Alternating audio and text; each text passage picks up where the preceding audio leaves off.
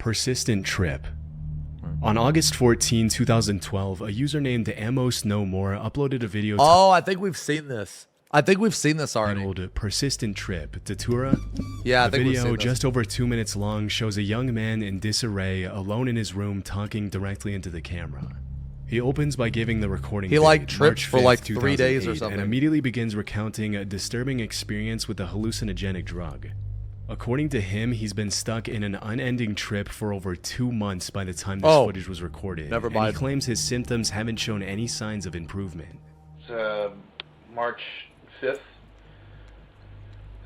2008.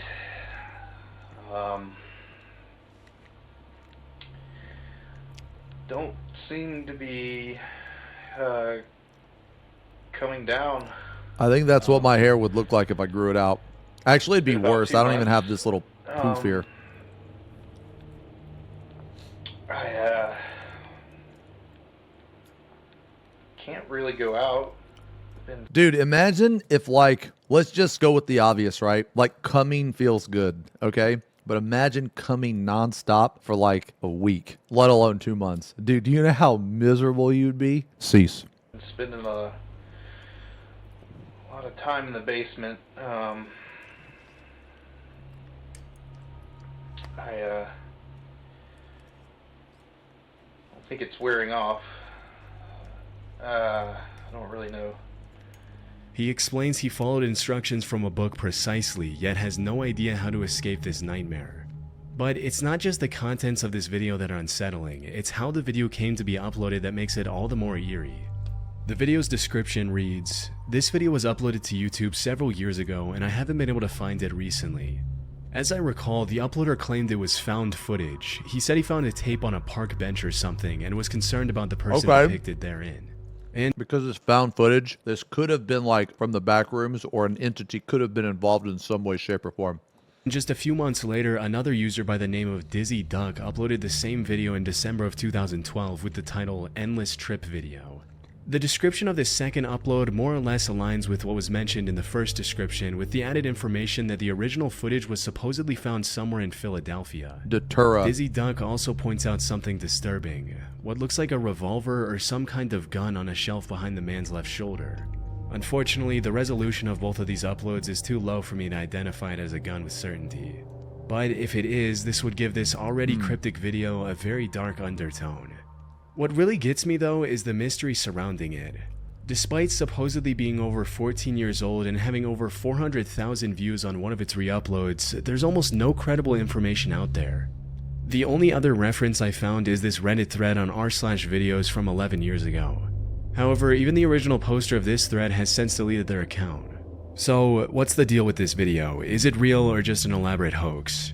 First, let's assume that all the known details surrounding the video are real, from what the person in the video is saying to what's mentioned in the description. The person in the video is clearly very stressed out, and while he's not going crazy in the traditional sense, his body language, refusal to make eye contact with the camera, and overall demeanor shows that he clearly wasn't 100% there when recording. I think I boiled the roots right. I did what it said in the book. Dude, why would you like try that, man? Why would you try that? I don't put like weird shit in my body, man. I don't feel like I'm ever gonna come down. And it's not cool. Amos, in his re-upload, suggests the substance. Oh, shut the fuck up. I quit drinking Monster. Thank you very much. I quit. And the Monster I drank is 0 sugar, 0 calories. Cap. Causing this bad trip might be Datura, a highly toxic plant that can act as a hallucinogen in small doses. However, this is likely not the case for two major reasons.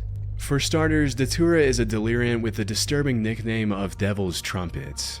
This is because the trips caused by Datura are extremely painful and often lead to bizarre and violent behavior. The person who recorded this video is far too composed to be under the influence of such a strong substance. Secondly, he also talks about boiling some roots to prepare whatever drug he took. Datura, on the other hand, is usually consumed through its leaves or seeds, not the Yo, roots. Blue, thank you for the resub. I think a more likely substance he could have used is ayahuasca, which is 18 traditionally made by boiling roots and has effects mild enough that someone could record a video while under its influence. However, regardless of whichever drug he used, Dude, why the fuck would you ever eat some roots, bro? I've never been like, hey man, those roots look really good. Let me take a big ass chunk out of those. tripping for 2 straight months, Let me fry up some roots because that seems good. Yeah, let me go dig up this tree and eat the root. Like, who the fuck wants to do that? is simply not possible. Regardless of whichever drug he used, tripping for 2 straight months is simply not possible, and here's why. Almost all drugs wear off as soon as they're metabolized or leave the body. Then there's also the question that if he's been down in the basement for 2 months, how is he getting food or making money? Considering these signs, it's likely that he was tripping, but not for 2 months, just a few hours. Many people in the comments of the original video have pointed to the phenomenon where a trip feels like it lasted for way longer than it actually did. Though another likely explanation could be mental illness as well. There is a high likelihood that whichever substance he used caused brain damage and led to schizophrenia, making him unable to tell reality from hallucination. Yeah. There's also the possibility of hallucinogen Wolf, thanks persisting for the 15 perception months. disorder, which causes a person to experience visual effects that last long after the drug is worn off. However, those effects are usually more like static or blurriness, not full-blown trips. Even so, all of this depends on the Man, I don't assumption do that drugs, available man. I don't do that information shit. surrounding this mystery is true. Uh-uh. For all we know, this could be nothing more than a hoax, especially since the mention of this being found footage sounds rather fishy. Yeah. This whole thing could have been created by the uploader Amos No More for Internet Cloud. Dizzy Duck's re-upload could be just another move by Amos to build on the found footage storyline. But it's been over 12 years since this upload, and he hasn't done any follow-ups to capitalize on the few 100,000 views it's received. Of course, there's also a middle ground theory. Maybe the original video was real and the guy in it genuinely thought he was tripping for 2 months. Amos might have stumbled across the initial post before it disappeared and then decided to create a hoax based on it. Unfortunately, given the sparse amount of information I found, it's impossible to nail down the truth. In the off chance everything was real, I hope the person in the video found the help he needed and is doing much better today. Poorly Planned Comics. Eerily. Poorly Planned Comics was a series of webcomics by a person named Jack Masters. And while the original website has long been taken down from the internet, there are still archives capturing how it looked back then. As I went through these archives, the first thing that hit me was the surreal art style and the constant fourth wall breaking humor. Even in the very first comic on the website, the characters joke about the camera being zoomed in too close. And this was only the beginning. Over the course of their run, Jack published hundreds of comics featuring Clearly, we need to find someone who can operate a camera. I think it's fine on a tripod like this. You don't make comics with a camera, silly. You draw them. I mean, a pencil would know. Over the course of their run, Jack published hundreds of comics featuring countless unique characters and mind-bending, maze-like storylines. The contents of these comics also ranged from bizarre to downright disturbing. Like this one comic titled, Bro, this looks like Somer Himpson, dude. This is Somer Himpson. Dude, what happened to Lisa? I thought Lisa needed braces, not a new fucking face, bro. The entire universe falls apart. In it, the characters slowly realize that their universe isn't real, causing everything around them to collapse. Panels break down, dialogue turns into nonsense, and nothing makes sense anymore. The comic ends with one of the characters stating, "Alright, I give up. It was all a dream, it was all a dream." However, sandwiched between all this mysterious and chaotic artwork, there's a moment of pause where Jack includes something extremely introspective and philosophical. It reads, "The sad and obvious truth of the matter is that art, once formalized or mechanized, is no longer art, and the few arts that have not been formalized are now being mechanized. There is no mystery or talent required to create artistic beauty. And if a talentless person can do it, why should we give any regard to those who require talent to produce the same result? John may spend a week painting a tree, but Is this like is this like an AI take? Jane will take a photograph and then use a workshop program to make the picture appear painted. There is no visual art creation before the last century that modern technology would not have allowed a less talented person to make better and faster. Let us be realistic and assume this trend will continue. There is nothing we can do to avoid the solemn fact that Michelangelos are no longer needed." Holy shit, man. Maybe this guy's like, maybe he could see the future. These kinds of intellectual reflections were sprinkled throughout his comics. However, the creation of these What in the fuck was that, bro?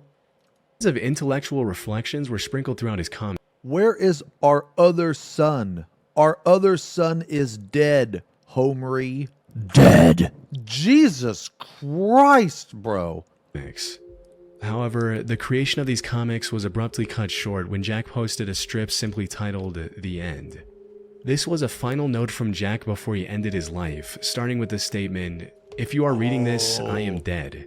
The rest of the comic listed his will for his various possessions, both physical and digital. Below Oh my god, this is crazy. the comic, there was also a personal reminder Jack had left for himself listing things he needed to do.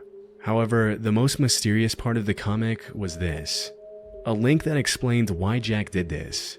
Clicking on this link led to an archive of thousands of emails between Jack and various people, including friends and what seemed like an online therapist. These emails are in no particular order and have absolutely zero organization. So, as you might imagine, going through them is a long and arduous task. Unlike other internet mysteries where there's barely any information, here there's almost too much, more than any one person could easily go through. I went through as much as I could, and one thing became extremely clear. Holy Jack was fuck. struggling with severe mental illness. That much was already clear from his comics, but going Feels through these bad, emails man. gave me a good idea of the exact illness Jack was dealing with. For starters, Jack had extreme schizophrenia, which led him to having extremely violent and disturbing thoughts. In one of his emails, he stated, "I'm full of seething, boiling hatred pain, and the only reason I'm not going out killing people right now is that I'm lucid enough not to want to deal with the consequences of such behavior." In addition to this, Jack also had dissociative identity disorder, or DID for short. This is evident from his constant mentions of a person named Susie, which he referred to as his best friend and better companion than no one. But I'm certain Susie is not a real person, Dude, because this in is one sad email as Jack fuck. mentions how he feels something slipping away and Susie taking control. In another email, he also linked to a clip of the character Ben Chang from the TV show Community, where Ben Chang talks to his alternate personality. Jack also used the name Simon Sane in these emails. Looking up this name online, I found a YouTube channel with a 4+ hour stream of him talking to himself in 2 different voices while tripping on LSD. Don't do it. That's my advice to everyone. Don't be polite. I think there may be an overgeneralization. Well, whatever. Okay, so This theory of Jack's Dude, this complex is mental state fucked. was pretty much confirmed by the comment that first brought this mystery to light in the first place. In December 2016, someone on r/ask Reddit Bro, was that the Noid from Domino's? Dude, you guys remember that game? Yo Noid? This is the Domino's mascot. What is a Noid? Nobody fucking knows. It's just some guy in a Noid outfit. in the first place. In December 2016, someone on r/ask Reddit asked about the creepiest things on the internet.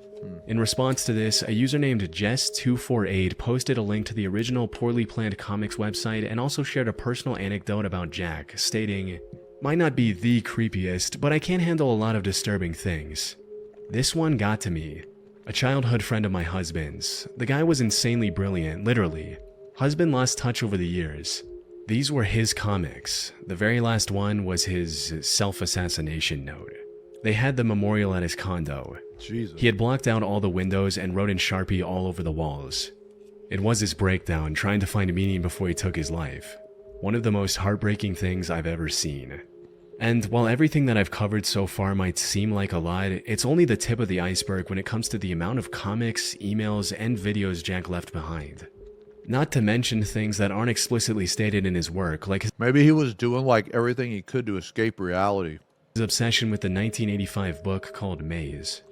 Dude, that's just so crazy to think about, man, is like when your brain doesn't work right, man. Sometimes I think about it like what if what we perceive as reality isn't actually like reality? Like let's say like technology just keeps getting like better and better and better and better. Will we even need our bodies anymore? Like what if we just upload our consciousness to the internet? Sometimes I think about that stuff, man. I don't know. Maybe one day people on the internet will finally comb through everything and complete Jack's story. Jack froze emails.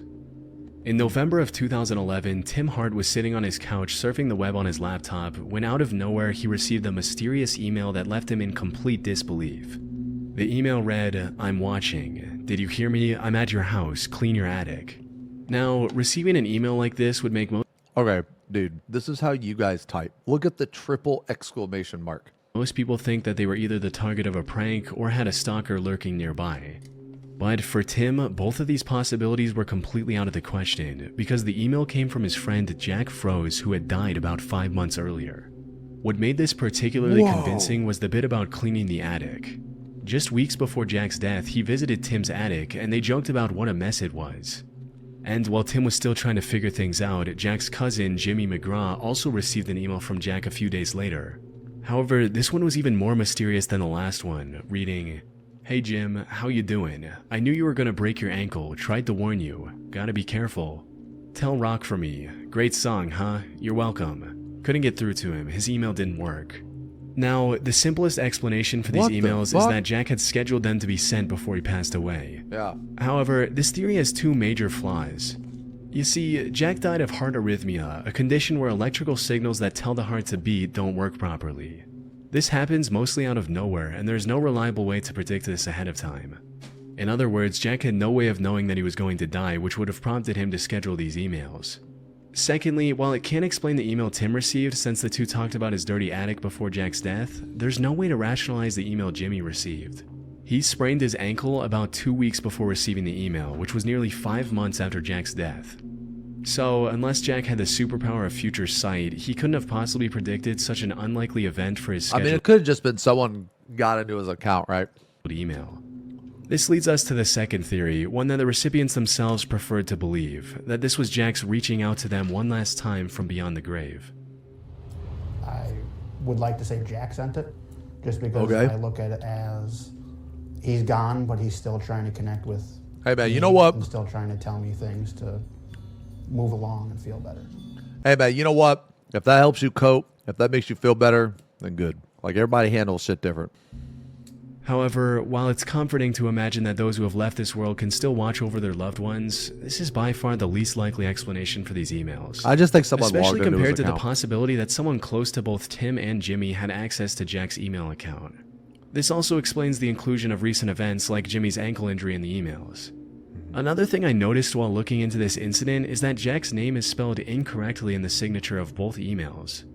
It should be F-R-O-E-S-E, not F-O-R-S-E. If Jack Okay. was the one who wrote these emails, either before or after his death somehow, then why would he spell his own name incorrectly? Yeah, see that? twice? Dude, Ultimately, Tim that makes what I said even stronger. That's why he hacked into his email. and Jimmy had a real shot at finding the real sender if they really wanted to. But now, 13 years later, there's little hope I did buy the paint. Yeah, yesterday. we'll ever learn the truth. I'm going to finish it today, I think. Grateful Doe Hitchhiker. I think so. On June 26, 1995, at around 1:30 p.m., Virginia State Police responded to the report of a car crash near the small town of Emporia, Virginia. The Volkswagen Vanagon involved in the incident was completely wrecked from the front due to a collision with roadside trees. And since neither of the two passengers were wearing a seatbelt, both of them were partially ejected from the front windshield and were deceased by the time police arrived. Boys, look, man. I'm going to tell you something. Just wear your seatbelt, man. Just wear your seatbelt. Look, man, you can hate me. You can like me. But wear your seatbelt. A seatbelt has literally saved my life. Just wear your fucking seatbelt, man. One of the victims of this crash was quickly identified as 21-year-old Michael Hager, a student at the Isn't it illegal to drive without one in some states? I mean, yeah, but dude, people don't give a shit about that. University of South Carolina. However, Am I still every fucked up for effort my accident? No, not really, actually. I mean, I was for a year, but I eventually got better, yeah. to identify the second guy proved entirely fruitless. His face was heavily disfigured during the crash, and he didn't have an ID on him either. Police were also unable to find any matching fingerprints in their database. Michael's I had family 2 also had accidents no since I've idea lived in who the Kansas. second person was. Both times, Curiously, neither was both my Michael fault. and this unknown person were wearing the same tie-dye t-shirt with the logo of the Grateful Dead rock band. After searching the bodies, police found 2 disheveled tickets for the Grateful Dead concert that took place a day prior in DC. They also found a handwritten note which stated, "Jason, sorry we had to go. See you around. Call me. Caroline T and Caroline O. Bye." Further investigation led to the conclusion that this unknown writer was simply hitchhiking. The two likely met at the concert and became friends. As for the crash, the police determined that it was simply caused by the driver falling asleep at the wheel. But Yeah, that feels wasn't bad. all. The only two things police knew about the unidentifiable man were that he was a fan of the Grateful Dead and that his name was likely Jason, as was written on the note. Jason was declared as John Doe, which is a name given to a person whose real name is unknown. And due to the Grateful Dead shirt he was wearing, Jason became known as the Grateful Doe. However, they were unable to find any more information on him, and the case was closed after some time. That is until 2012, when the National Center for Missing and Exploited Children published a digital recreation of Jason's face. This attracted the attention of internet detectives who became interested in identifying this person some 17 years after the original incident. A notable person who got involved in the case was the Reddit user Zombie Gray. Zombie began scouring the internet for any useful information they could find, and also founded a subreddit solely dedicated to finding the real identity of Jason. Zombie also created this missing person poster of sorts for Jason, which included all of the available information as well as a link to contact Zombie. The poster had a catchy title which read, "Can you help give him back his name?" Surprisingly, this poster went super viral across all social media sites and finally led to a breakthrough. I've never heard of that. While after the poster was published, a man named Steve contacted Zombie and claimed that he knew who Jason was. According to Steve, his full name was Jason Callahan. Now the only thing left to find was any living family members of Jason. Fortunately, that didn't take long. In January of 2015, the following was posted after seeing the missing person poster on Facebook. OMG, this is my son Jason Callahan from Myrtle Beach, South Carolina. I've been looking for him all this time with no luck. Today my other son saw this Facebook page, and after all the years of praying for him to just call me or come home. Apparently Jason had left his home when he turned 18 and was traveling around the country on his own. All this time, his mother thought that Jason was dodging her calls and simply didn't want to return home. With that, after 2 decades, one of the most mysterious John Doe cases was solved. Though it is sad to think about his mother, who thought that her son was alive, only to learn about his death through the internet 20 years later. Holy shit. Dude, that's gotta be so fucking sad, man. At least you know. I mean, at that point, do you even want to know? I mean, I feel like everybody handles it different. Indianapolis wrecking ball theft. In the 1970s, newspapers in the Indianapolis region reported the most bizarre theft. Someone had apparently stolen an entire wrecking ball without getting caught. This became a big mystery at the time, and it's still a mystery today, nearly 50 years later. So, what happened? How could something as massive and heavy as a wrecking ball vanish overnight? Before we get to that, it's important to mention that the facts surrounding this mysterious theft are very inconsistent. Some sources claim that the ball was 5 tons and 200 feet in the air. Other sources say that the ball was only half that weight at 2.5 tons. Was there even a wrecking ball? Surrounding the date of when this event happened. A newspaper report I found on Who the fuck steals a wrecking ball? What are you gonna do? The incident was from July of 1973. However, a Redditor found the mention of this mystery in a book which listed the date as 1974 instead. This book also listed the weight as 2.5 tons instead of the 5 tons mentioned in the newspaper, adding further confusion. This might not sound like a big deal, but a difference of 2.5 tons can make a wrecking ball much easier to steal with a truck and a well thought out plan. The bigger question, however, is why? Yeah. As the 1973 newspaper states, I can't figure out what someone would do with a 5-ton metal ball. Well, there are a few prevalent theories online. One of these theories speculates that this was the work of a rival company, which is just cartoonishly evil enough to be true. Okay. But the thing is, melting the wrecking ball to sell the steel would have been too expensive, and it's highly unlikely that they had a crane lying around to use with the stolen wrecking ball.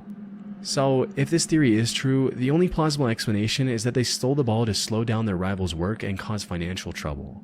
This also checks out since, according to the 1973 newspaper article, the ball was stolen during a demolition job. That said, there's also another theory that is also a bit out there, but can make perfect sense if we had more information regarding the finances of the company the ball was stolen from. According to this theory, the company stole its own wrecking ball and hid it somewhere as a form of insurance fraud.